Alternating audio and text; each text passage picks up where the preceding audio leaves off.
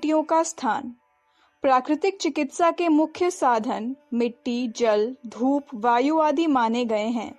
इनका उपचार प्रायः बाह्य रूप से किया जाता है। इनके असर से शरीर के भीतर का दूषित मल और विजातीय द्रव्य घुलकर या द्रव बनकर मलाशय, गुर्दा या चर्म द्वारा बाहर निकल जाते हैं। पर अनेक व्यक्तियों की प्रकृति ऐसी होती है कि उन पर इनका असर बड़ी देर से होता है। तब तक वे घबराकर प्राकृतिक उपचार को त्याग देते हैं। ऐसे लोगों के लिए अनुभवी चिकित्सक पुराने समय से काम में लाई जाने वाली उन जड़ी बूटियों और खाद्य पदार्थों को काम में लाते हैं जिनकी रोगनाशक शक्ति प्रसिद्ध है और जो किसी तरह की हानि नहीं पहुंचाते। इस प्रकार की चिकित्सा करने वालों में जर्मनी का फादर नीप बहुत प्रसिद्ध है। वह जल चिकित्सा का एक बहुत बड़ा ज्ञाता और प्रचारक था और उसने इसके द्वारा अगणित कठिन रोगियों को चंगा करके सर्वत्र इसका डंका बजा दिया था। फादर नीप अपनी चिकित्सा पद्धति में जलोपचार के साथ अनुभूत जड़ी बूटियों का भी प्रयोग करता था। अनेक कट्टर विचारों के प्राकृतिक चिकित्सक उसके इस कार्य के विरुद्ध थे और तरह तरह के आक्षेप करते थे। उनका आशय यह था कि चाहे ये जड़ी बूटियां पुराने जमाने से जनता में प्रचलित रही हैं, पर प्राकृतिक चिकित्सकों द्वारा इनका उपयोग औषधियों के प्रति लोगों के विश्वास को सुदृढ़ ही बनाएगा और अंत में वे वैद्यों और अत्तारों के पास ही पहुंच जाएंगे। दूसरे पक्ष वालों का कहना था कि जिन साधारण जड़ी बूटियों को हम अपने दैनिक जीवन में काम में लाते रहते हैं, अगर उनमें शक्तिशाली स्वास्थ्य प्रदायक तत्व पाए जाते हों तो प्राकृतिक उपचारों के साथ उनका प्रयोग करना अनुचित नहीं है। इस तरह हम केवल एक बार में किसी एक ही बूटी का, और वह भी उसके प्राकृतिक रूप में ज्यों का त्यों उपयोग करते हैं तो उसको औषधि चिकित्सा नहीं कह सकते। औषधि वही है जिसे तरह तरह की प्रक्रियाओं से बहुत कुछ बदल दिया गया हो और जो मुख्यतः ऐसे विषाक्त या तीव्र द्रव्यों से बनी हो जिनको हम साधारण अवस्था में स्वास्थ्य के लिए हानिकारक मानते हैं। इस वाद विवाद के संबंध में स्वयं फादर नीप ने जो विचार प्रकट किए थे वे पाठकों को विशेष महत्वपूर्ण जान पड़ेंगे। उनका एक अंश यहाँ दिया जाता है। मैंने अपनी जल चिकित्सा में जड़ी बूटियों का प्रयोग सम्मिलित करने के विषय में पहले ही काफी सोचा, समझा और विचार किया था। मैं जानता था कि ये दवाएं यद्यपि भीतर पहुंचकर रोग को मिटाने में काफी सहायता देंगी, पर उनको प्रयोग करने से लोग यह समझेंगे कि हमको अपने जल चिकित्सा पर पूरा विश्वास नहीं है। पर वास्तविक बात यह थी कि कितने ही रोगियों को जलोपचार से बहुत भय रहता है और वे अधिक समय तक इलाज में लगे रहने में समर्थ नहीं होते। मैंने ऐसे बीमारों की सुविधा के लिए यह निश्चय किया कि उनकी बीमारी को दूर करने में जलोपचार के साथ साथ जड़ी बूटियों का प्रयोग भी किया जाए, जिससे रोग मुक्ति शीघ्र हो सकना संभव है। जड़ी बूटियों के 3 उद्देश्य। जो लोग मेरी जड़ी बूटियों का ध्यान पूर्वक निरीक्षण करेंगे वे तुरंत यह अनुभव कर लेंगे कि जलोपचार की तरह उनके भी वे ही 3 उद्देश्य हैं।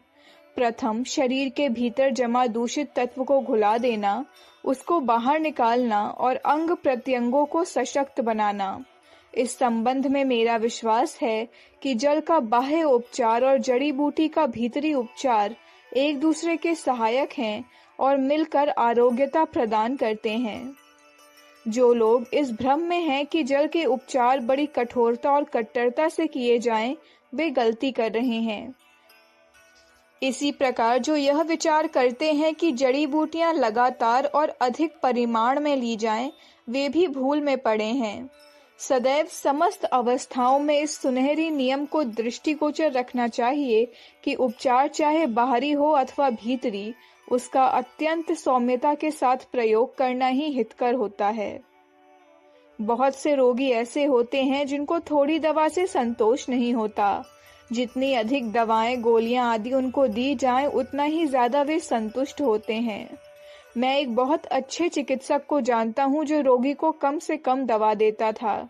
इस कारण रोगी उससे बार बार शिकायत करते और दवाएं मांग मांग कर तंग करते थे।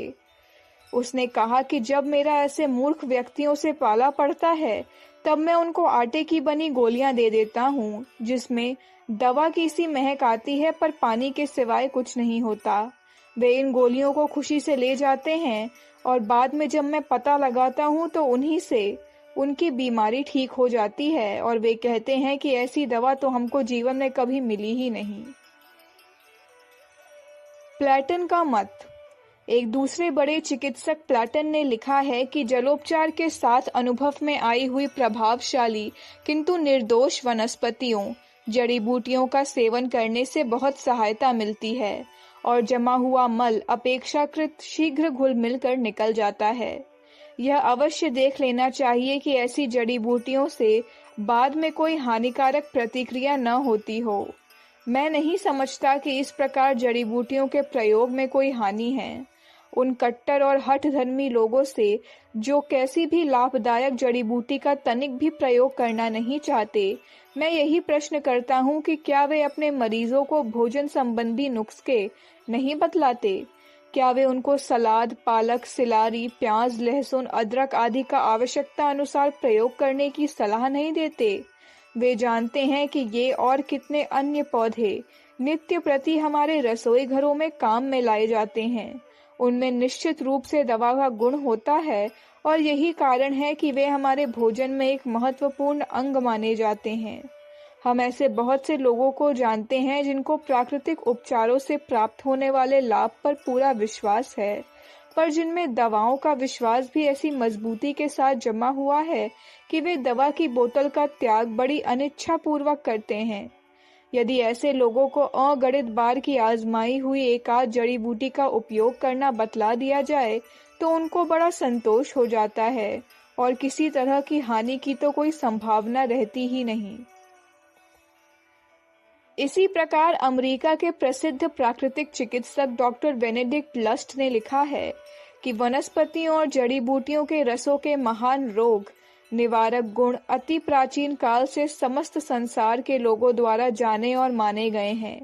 केवल पिछले 70-80 वर्षों के भीतर जबकि एलोपैथी चिकित्सा ने कृत्रिम रूप से बनाई गई रासायनिक औषधियों का प्रयोग करना आरंभ किया है और उनके लिए विज्ञापनों द्वारा बेहद शोर मचाया गया है, लोगों का ध्यान इन जड़ी बूटियों की तरफ से हटने लगा है। आधुनिक चिकित्सा विज्ञान कुछ समय के लिए तो इन शीघ्र फलदायक औषधियों द्वारा लोगों को भुलावे में डालने में सफल हो गया, पर जब उनके पीछे होने वाले दुष्परिणाम दृष्टिगोचर हुए तो लोगों का ध्यान फिर जड़ी बूटियों की तरफ गया और फादर नीप जैसे सुयोग्य चिकित्सकों ने उनकी श्रेष्ठता और उपयोगिता को असंदिग्ध रूप से सिद्ध करके दिखला दिया। आयुर्वेद का एक औषधि विधान। यद्यपि फादर नीप ने अपने समय की परिस्थिति के अनुसार जड़ी बूटियों को केवल उनके स्वाभाविक रूप में ही सेवन करने का प्रचार नहीं किया, वरन उनका सत, काढ़ा, चूर्ण और तेल बनाकर काम में लाने का परामर्श दिया। पर अब परिस्थितियां बदल गई हैं, इसलिए यदि हम औषधियों का इतना विस्तार न भी करें तो भी किसी एक जड़ी बूटी को उसके प्राकृतिक रूप में प्रयोग करने में कोई हानि नहीं बतलाई जा सकती। केवल औषधि का नाम लेकर दोषारोपण करने से कोई लाभ नहीं। प्राकृतिक चिकित्सा भी इन 50 वर्षों के भीतर बहुत कुछ बदली है और उसमें सीधे सादे स्नानों और पट्टियों की बजाय बहुमूल्य मशीनों द्वारा इलाज करने, बिजली और सूर्य चिकित्सा के लिए बड़े बड़े यंत्र और विशेष मकान, कमरे आदि बनाने का भी समावेश हो गया है। इसके अतिरिक्त हमारी प्राचीन विधियों का ध्यान रखा गया है। आयुर्वेद के सबसे प्राचीन ग्रंथ चरक संहिता में काष्ठौषधि और वनस्पतियों को ही प्रधानता दी गई है। भस्मों का प्रयोग बाद के कुछ चिकित्सकों ने ही अधिक फैलाया है। इसलिए यदि हम आयुर्वेद में प्रयुक्त आमतौर से मिलने वाली कुछ जड़ी बूटियों का प्रयोग करके रोगों का निवारण शीघ्रता पूर्वक कर सकते हैं तो इसमें ऐतराज अथवा हानि की कोई बात नहीं। एक प्रमुख भारतीय चिकित्सक ने जड़ी बूटियों का समर्थन करते हुए एक बहुत बड़ा निबंध लिखा है। उसमें उन्होंने जिन वनस्पतियों, बूटियों तथा अन्य पौधों से प्राप्त वस्तुओं का वर्णन किया है, उनमें से कुछ के नाम यहाँ दिए जाते हैं। हींग, रसौत, पतन, सुपारी, काली मिर्च, अतीस, बांस, बरगद, कपूर, काला जीरा, बड़ी इलायची, चौकसू, कोयला, दालचीनी, धनिया, जीरा, शीतल चीनी, वाई विडिंग सौंफ, बबूल, मेहंदी, तुलसी, ईसबगोल, अलसी, पीपल, अडूसा, गेंदा, नीम, मांजूफल, अजवाइन, पिपरमेंट, खसखस, कलौंजी, गुलाब, केसर, चंदन का तेल, हल्दी, वनफशा और सग्ध आदि। इस सूची को देखकर हम कह सकते हैं कि इनमें से अधिकांश वस्तुओं का उपयोग हम साधारण अवस्था में भी मसालों अथवा अन्य रूप में करते रहते हैं और इनमें कोई भी चीज ऐसी नहीं है जिसको विषाक्त या विजातीय कहा जा सके।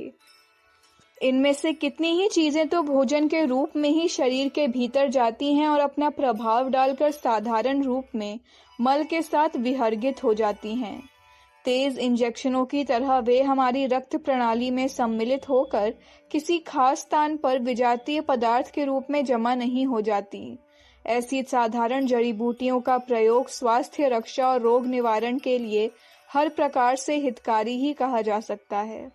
अखंड ज्योति, अगस्त 1962, पृष्ठ संख्या 46, 47, 48, 49।